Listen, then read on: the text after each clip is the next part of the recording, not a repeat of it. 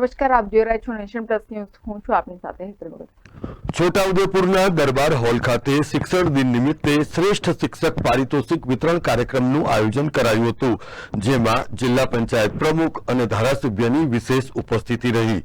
છોટાઉદેપુર જિલ્લા વહીવટીતંત્ર દ્વારા દરબાર હોલ ખાતે શિક્ષક દિન નિમિત્તે શ્રેષ્ઠ શિક્ષક પારિતોષિક વિતરણ કાર્યક્રમ યોજાયો, જેમાં છોટાઉદેપુર જિલ્લા પંચાયતના પ્રમુખ મલકાબેન પટેલ સહિત ધારાસભ્ય રાજેન્દ્રસિંહ રાઠવા, શિક્ષણ સમિતિના ચેરમેન સંજય રાઠવા, જિલ્લા પ્રાથમિક શિક્ષણાધિકારી જસવંતસિંહ પરમાર, જિલ્લા શિક્ષણાધિકારી આનંદકુમાર પરમાર સહિત ખૂબ મોટી સંખ્યામાં શિક્ષકો, વિદ્યાર્થીઓ અને અધિકારીઓ ઉપસ્થિત રહ્યા હતા.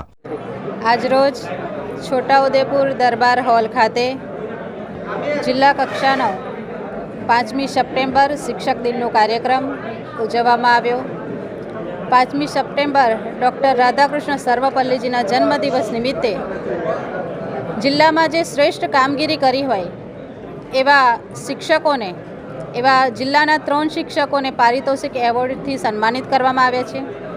તાલુકા કક્ષાએ શ્રેષ્ઠ કામગીરી કરી હોય એવા 10 શિક્ષકોને પારિતોષિક એવોર્ડથી સન્માનિત કરવામાં આવ્યા છે.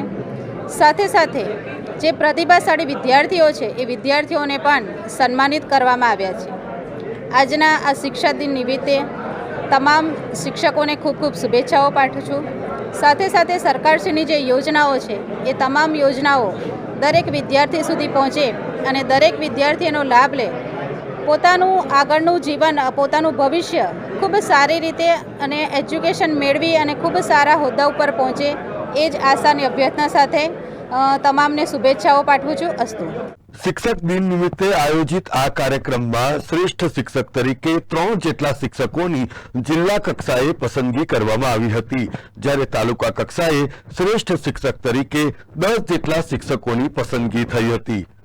શ્રેષ્ઠ શિક્ષક પારિતોષિક તાલુકા કક્ષા અને જિલ્લા કક્ષા નિમિત્તે આજરોજ દરબાર હોલ ખાતે આ ખૂબ સરાહનીય પ્રસંગે અહીં સૌ ઉપસ્થિત રહ્યા અને આ સમારોહમાં મને જે એવોર્ડ આપી, જિલ્લા કક્ષાનો મને એવોર્ડ મળેલો છે અને એ એવોર્ડમાં મને સન્માનિત કરવામાં આવ્યો, એ બદલ હું જિલ્લા પંચાયતનો ખૂબ ખૂબ આભાર માનું છું.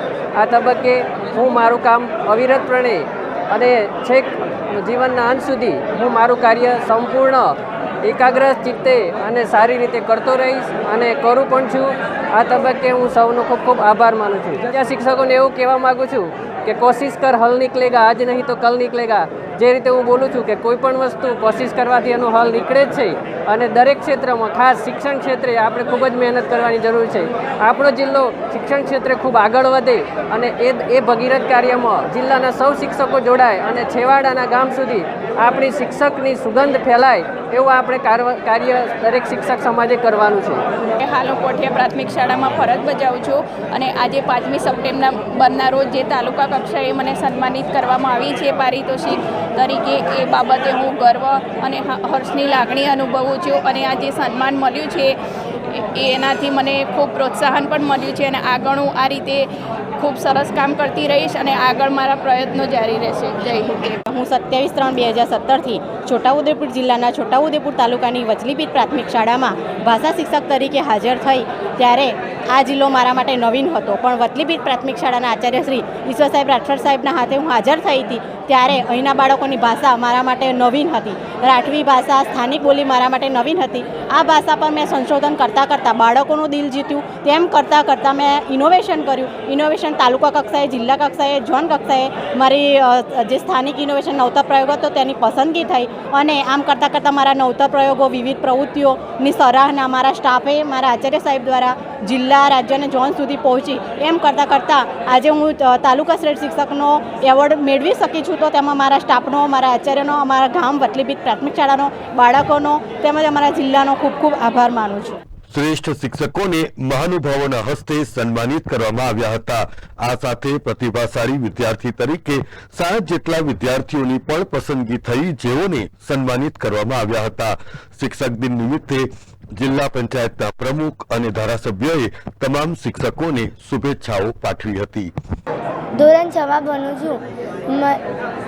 મને આજે પ્રતિભાશાળી વિદ્યાર્થીનો પુરસ્કાર મળ્યો છે.